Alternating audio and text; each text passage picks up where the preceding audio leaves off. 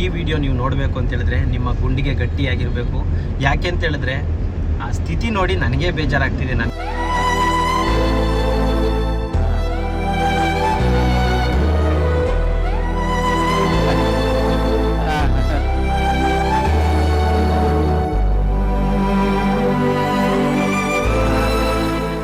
ಎತ್ತು ತಾಯಿಗೆ, ಇನ್ನು ಸಂಬಂಧಿಕರಿಗೆ, ಅಕ್ಕ ತಂಗಿದಿರಿಗೆ ಆ ಹುಡುಗನ ಪರಿಸ್ಥಿತಿ ನೋಡಿದ್ರೆ ಇನ್ಯಾವ ಮಟ್ಟಕ್ಕೆ ಬೇಜಾರಾಗ್ಬೋದು. ಈ ಭೂಮಿಲಿ ಬೆಲೆ ಕಟ್ಟಕ್ಕಾಗಿರೋ ಆಸ್ತಿ ಅಂದ್ರೆ ಹವ್ವ ಕಟ್ಲ, ಅದ್ರ ಮುಂದೆ ಇದೆಲ್ಲ ಏನಿಲ್ಲ.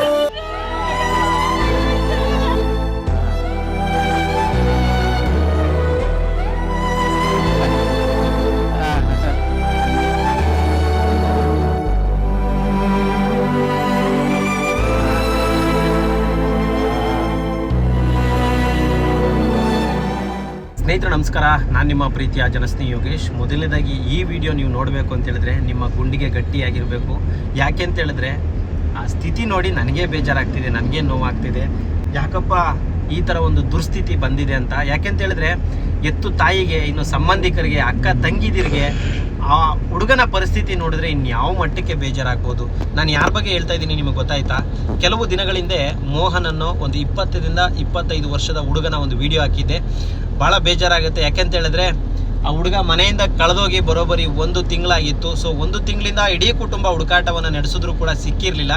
ಜನಸ್ನೇಹಿ ಆಶ್ರಮಕ್ಕೆ ಬಂದು ಒಂದು ವಿಡಿಯೋ ಮಾಡಿಕೊಡಿ ಅಂತ ಹೇಳಿದ್ರು. ಇಮ್ಮಿಡಿಯೇಟಾಗಿ ಹಿಂದೆ ಮುಂದೆ ಯೋಚನೆ ಮಾಡದೆ ವಿಡಿಯೋನ ಮಾಡಿದ್ವಿ. ಮಾನಸಿಕ ಅಸ್ವಸ್ಥ, ಜೊತೆಗೆ ಮಾತು ಕೂಡ ಆಡೋದಕ್ಕೆ ಬರೋದಿಲ್ಲ, ಆತ ಓಡಾಡೋದಕ್ಕೂ ಕೂಡ ಸಾಧ್ಯ ಇಲ್ಲ. ಅಂಥ ಒಂದು ದುಸ್ಥಿತಿಯಲ್ಲಿ ಇರ್ತಕ್ಕಂಥ ಹುಡುಗ ಕಳೆದೋಗಿದ್ದಕ್ಕೆ ಇಡೀ ಕುಟುಂಬ ಭಾಳ ನೋವು ಪಡ್ತಾಯಿದ್ರು, ಕಷ್ಟಪಡ್ತಾಯಿದ್ರು.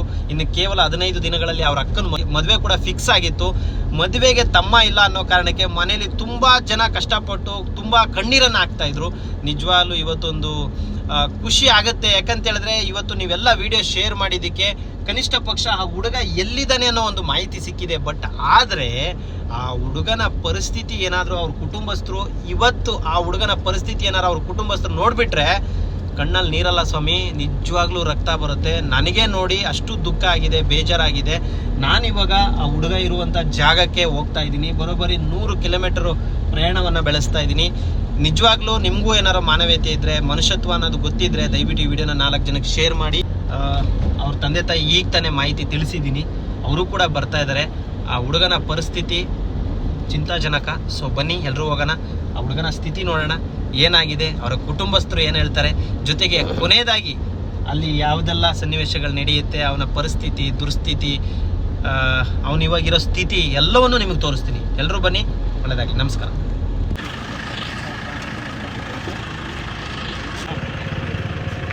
ಬೆಳಗಿಂದ ಕಾಯ್ಕೊಂಡು ಕುತ್ಕೊಂಡ್ಬಿಟ್ರು. ನಮಸ್ಕಾರ ಸರ್. ನಮಸ್ಕಾರ. ಚೆನ್ನಾಗಿದ್ದೀರಾ? ಅವರೇನಾ ಮೇಡಮ್? ಬನ್ನಿ ಬನ್ನಿ. ನೀವೇನಾ?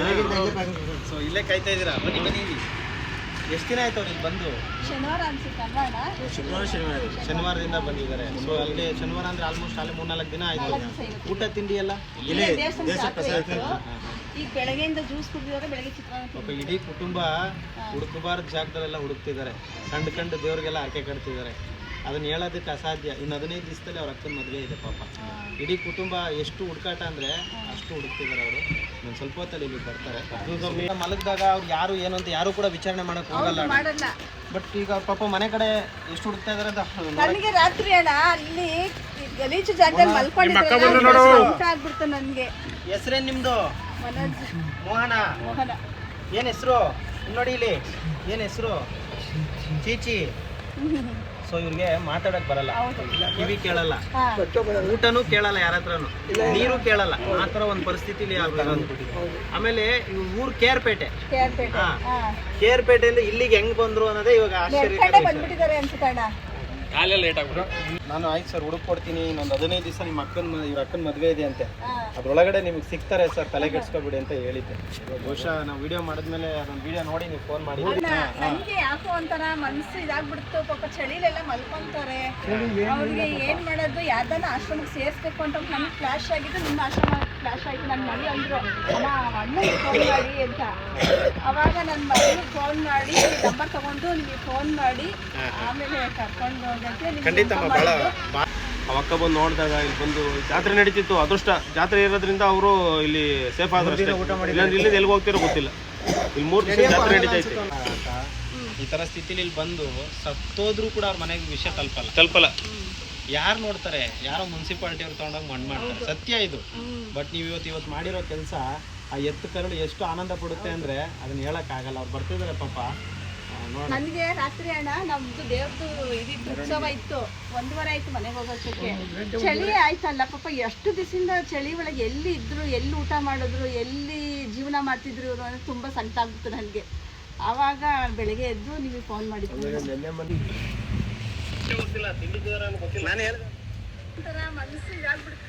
ಆ ಭಗವಂತನ ಲಕ್ಷ್ಮೀ ಸ್ವಾಮಿನೇ ಅವನು ಕಾಪಾಡಿರೋದು ಇವತ್ತು. ಅವ್ರ ಮನೆಯಲ್ಲಿ ಎಷ್ಟು ಪ್ರೀತಿ ಇಟ್ಕೊಂಡಿದ್ರು, ಎಷ್ಟು ಬಾಂಕಿ ಇಟ್ಕೊಂಡಿದ್ರು. ಎದ್ದಳ, ನೀರು ಕುಡಿ, ಎದ್ದಳಪ್ಪ. ನೀರು ಜ್ಯೂಸ್ ಕುಡಿತಾರಣ್ಣ. ಸ್ವಲ್ಪ ಅಯ್ಯೋ ಮಠಕ್ಕೆ ಬಂದಿದ್ದೆ ನೋಡಿದ್ವಿ ನಾವು. ಚೂರು ಅದು ವರ್ಷಕ್ಕೆ ಹೋಗಿದ್ದಕ್ಕೆ ಚೂರು.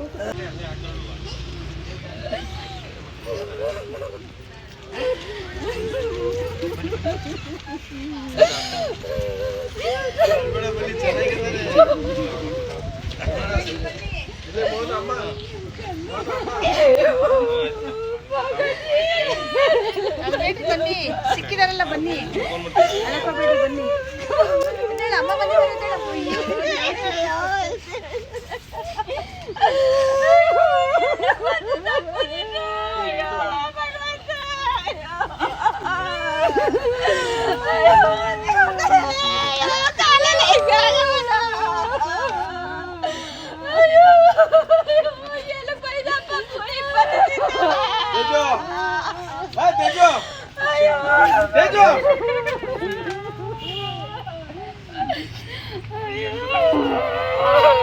ನೋಡ್ರಿ ಅವ್ರೆಲ್ಲ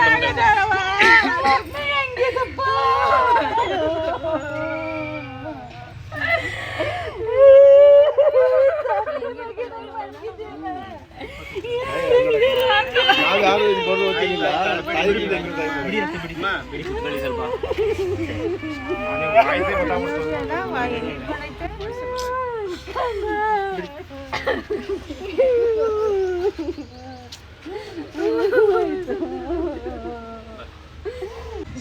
ಸ್ನೇಹಿತರೆ ನಮಸ್ಕಾರ, ನಾನು ನಿಮ್ಮ ಪ್ರೀತಿಯ ಜನಸ್ನೇಹಿ ಯೋಗೇಶ್. ಮೊದಲನೇದಾಗಿ ಎಲ್ರಿಗೂ ನಾನು ಹೃದಯಪೂರ್ವಕವಾಗಿ ಧನ್ಯವಾದಗಳು, ನಿಮ್ಮ ಪಾದಗಳಿಗೆ ನಮಸ್ಕಾರ ತಿಳಿಸ್ತೀನಿ. ಯಾಕೆ ಅಂತ ಹೇಳಿದ್ರೆ, ಬಹುಶಃ ಈ ವಿಡಿಯೋ ಏನಾದರೂ ನೀವು ಶೇರ್ ಮಾಡದೆ ಹೋಗಿದ್ರೆ ಮತ್ತೆ ಜೀವಂತವಾಗಿ ಮತ್ತೆ ಅವ್ರ ಮಗ ಸಿಗ್ತಾನೆ ಅನ್ನೋ ನಂಬಿಕೆ ಅವ್ರಿಗೂ ಇರಲಿಲ್ಲ, ನನಗೂ ಇರಲಿಲ್ಲ. ಯಾಕೆ ಅಂತ ಹೇಳಿದ್ರೆ ಅಂಥ ಒಂದು ಕ್ರಿಟಿಕಲ್ ಕಂಡೀಷನ್ ಆ ಮಗುಗಿದೆ. ಸೊ ಇವತ್ತು ಜೀವಂತವಾಗಿ ಸಿಕ್ಕಿದ್ದಾರೆ ಅಂದರೆ ಆ ವಿಡಿಯೋ ಅಂದರೆ ನಾವು ಮಾಡಿದಂಥ ವಿಡಿಯೋನ ಲಕ್ಷಾಂತರ ಜನಕ್ಕೆ ಶೇರ್ ಮಾಡಿದ್ದೀರಾ. ಅದನ್ನು ಬಹುಶಃ ಈ ತಾಯಿಯವ್ರು ನೋಡಿ ಇಮಿಡಿಯೇಟಾಗಿ ಒಂದು ವಿಡಿಯೋ ಮಾಡಿ ಸೆಂಡ್ ಮಾಡಿದ್ದಾರೆ. ಸೊ ಅದಕ್ಕಾಗಿ ನಾನು ಇಲ್ಲಿವರೆಗೂ ಹುಡುಕೊಂಡು ಬಂದೆ. ಕೇರ್ಪೇಟೆಯಿಂದ ಇವರೆಲ್ಲ ಬಂದಿದ್ದಾರೆ, ಇಡೀ ಸಂಬಂಧಿಕರು. ಮನೆಯಿಂದ ಕಾಣೆಯಾಗಿ ಬರೋಬ್ಬರಿ 1 ತಿಂಗಳಾಗಿದೆ. 1 ತಿಂಗಳಿಂದ ಅವನಿಗೆ ಊಟ ಕೇಳೋಕ್ಕೂ ಬರೋದಿಲ್ಲ, ನೀರು ಕೇಳೋಕ್ಕೂ ಬರೋದಿಲ್ಲ. ಸೊ ಮಾನಸಿಕ ಅಸ್ವಸ್ಥ ಇದ್ದಾನೆ, ಮತ್ತು ಕೈ ಕಾಲು ಕೂಡ ನಡೆಯೋದಕ್ಕೂ ಆಗೋದಿಲ್ಲ. ಅಂಥ ಒಂದು ದುಸ್ಥಿತಿಯಲ್ಲಿ ಇರ್ತಕ್ಕಂಥವ್ರು ಬೀದಿಲಿ ಮನೆಗೆ ಅದೆಷ್ಟು ನರಕ ನೋಡಿದಾನೋ ಗೊತ್ತಿಲ್ಲ. ಬಟ್ ಇವತ್ತು ಅವ್ರಿಗೆ ಅವ್ರ ಮಗನನ್ನು ಒಪ್ಪಿಸಿದ್ದಕ್ಕೆ ಭಾಳ ಸಂತೋಷ ಆಯಿತು. ನಿಮಗೆ ಮೊದಲನೇದಾಗಿ ಧನ್ಯವಾದ. ಸೊ ನೀವು ಈ ಕೆಲಸ ಮಾಡಿದ್ರಿ, ಇದು ನಮ್ಮಿಂದ ಆಗಿದ್ದಲ್ಲ, ನಿಮ್ಮಿಂದ ಆಗಿದ್ದು. ನೀವು ಶ್ರಮ ಬಿದ್ದು ವಿಡಿಯೋ ಮಾಡಿ ಕಳಿಸ್ತೇ ಹೋಗಿದ್ರೆ ಥ್ಯಾಂಕ್ ಯು, ಒಳ್ಳೇದಾಗಲಿ. ಸೊ ತಾವೇನು ಹೇಳೋಕ್ಕೆ ಇಷ್ಟಪಡ್ತೀರಣ್ಣ? ಸರ್, ಇದೇನಂತ ಏನು ಹೇಳ್ಬೇಕು ಅಂತ ನಿಜ ಗೊತ್ತಾಗ್ತಾ ಇಲ್ಲ. ನಾವು 1 ತಿಂಗಳಿಂದ ಸತತ ಪ್ರಯತ್ನ ಪಟ್ಟು ಏನು ಲಾಸ್ಟು ಇದೊಂದು ಕೈಯಿಂದ ಇದು ಮಾಡೋಣ, ನೋಡೋಣ ಲಾಸ್ಟ್ ಅಂತ ನೋಡೋಣ ಅಂತ ಅಂದ್ಬಿಟ್ಟು ಜನಸ್ನೇಹಿ ಯೋಗೇಶ್ ಸರ್ ಹತ್ರ ಬಂದಿದ್ದು. ನಾವು ಕೇರ್ಪೇಟೆ ಪೊಲೀಸ್ ಸ್ಟೇಷನ್ ಹತ್ರ ಎಲ್ಲ ಕಡೆನೂ ಕಂಪ್ಲೇಂಟ್ ಕೊಟ್ಟಿದ್ದೀವಿ ಸರ್. ಆ ಕಂಪ್ಲೇಂಟಿಂದ ಯಾರು ಏನು ಮಾಡಿಲ್ಲ ಸರ್. ನಿಮ್ಮ ಹತ್ರ ಒಂದು ಮೊನ್ನೆ ಬಂದಿರೋದು ಇವತ್ತು ಹುಡುಗಿ ಕೊಟ್ಟಿದ್ದೀರಾ. ನಿಜವಾಗ್ಲೂ ನಾವು ಜೀವಂತ ಇರೋರು ಇದನ್ನು ನಾವು ಯಾವತ್ತೂ ಮರೆಯೋದಿಲ್ಲ. ನಾವು ಎಲ್ಲರಿದ್ರೂ ಎಲ್ಲನೂ ಓದೋ ನಾವು ಏನು ಅನ್ಕೊಂಡಿದ್ವು ಅಂದರೆ ಲಾಸ್ಟು ನಾವು ಇನ್ನು ಸಿಗೋದಿಲ್ವೇನೋ, ಇನ್ನು ಹೋಯ್ತು. ಇನ್ನು ಹೇಳ್ತೀನಿ, ಇನ್ನು 3 ದಿನ ಮದುವೆ ಸರ್. ಇದು ಇವ್ರ ಅಕ್ಕವ್ರದ್ದು ಬರೀ 3 ದಿನ, ಇನ್ನು ಮದುವೆ 13 ದಿನ. ನಾವು ಇನ್ನೂ ಮದುವೆಗಂತ ಏನು ರೆಡಿ ಮಾಡ್ಕೊಂಡಿರಲಿಲ್ಲ. ಇವ್ನು ಹುಡ್ಕೋದ್ರಲ್ಲೇ ಇದೀವಿ.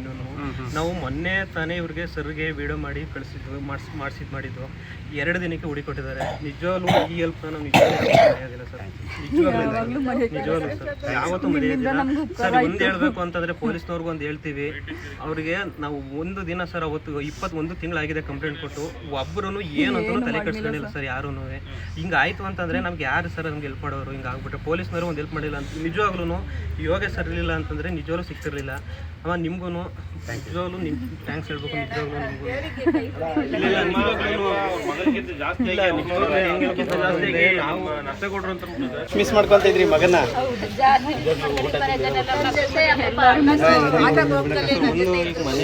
ಮದುವೆ ಇದೆಯಲ್ಲ ಸರ್, ಒಬ್ರಿಗೂ ಒಂದು ಇದು ಖುಷಿ ಅಂತ ಏನು ಅಂತ ಮದುವೆ ಹೋಗ್ಬೇಕು ಒಂದು ತಲೆನೂ ಕೆಡ್ಸ್ಕೊಂಡಿಲ್ಲ ನಾವು.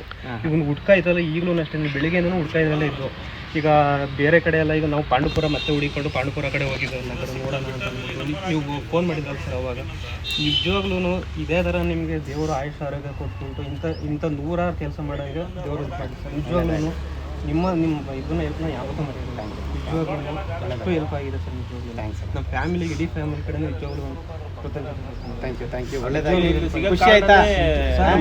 ಈಗ ಏನು ಗೊತ್ತಾ, ಇನ್ನು 13 ದಿನ ಮದುವೆ ಇದೆ ಅಂದ್ರಿ, ನಿಮ್ಮ ಮುಖನೇ ನಮ್ಮ ಕೈಲಿ ನೋಡಕ್ ಆಗ್ತಿಲ್ಲ.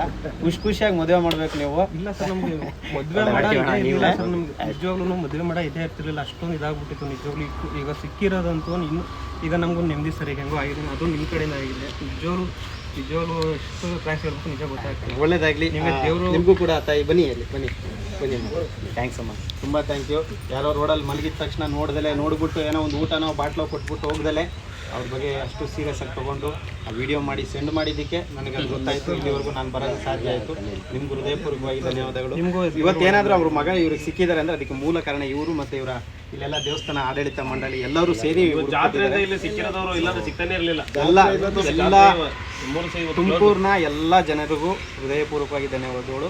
ವಿಶೇಷವಾಗಿ ತಾಯಿಗೆ ನನ್ನ ಕಡೆಯಿಂದ ಅವರ ಪಾದಗಳಿಗೆ ನಮಸ್ಕಾರಗಳು. ಒಳ್ಳೆಯದಾಗಲಿ, ಧನ್ಯವಾದ. ಇಲ್ಲ, ಇನ್ನೊಂದು ಹೇಳ್ಬೇಕು. ಈಗ ಯೋಗೇಶ್ ಸರ್ ಇಲ್ಲಿ ಬಂದಿದ್ದಾರೆ, ಇದು ಬರೋಂಥ ಅವಶ್ಯಕತೆ ಇರಲಿಲ್ಲ.